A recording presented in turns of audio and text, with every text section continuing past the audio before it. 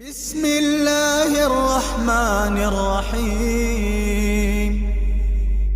والفجر وليال عشر والشفع والوتر والليل إذا يسر هل في ذلك قسم لذي حجر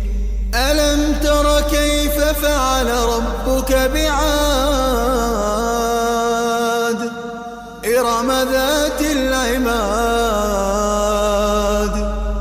التي لم يخلق مثلها في البلاد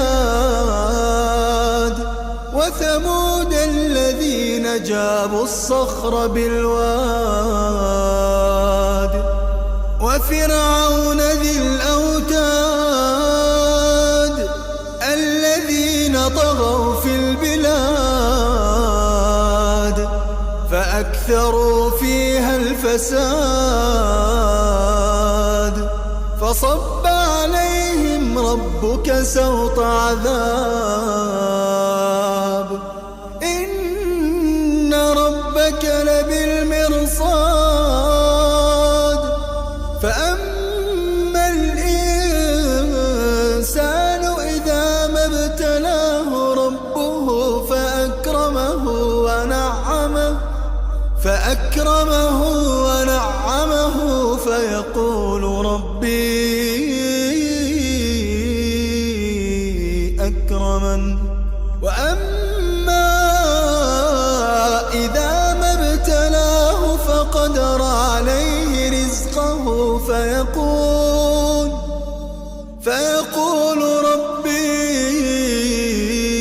أهانن كلا بل لا تكرمون اليتيم ولا تحاضون على طعام المسكين وتأكلون التراث أكلا لما وتحبون المال حبا جما كلا إذا دكت الأرض دكا دكا وجاء ربك والملك صفا صفا وجيء يومئذ بجهنم يومئذ يتذكر الإنسان وأنى له الذكرى يقول يا ليتني قدمت لحياتي فيومئذ لا يعذب عذابه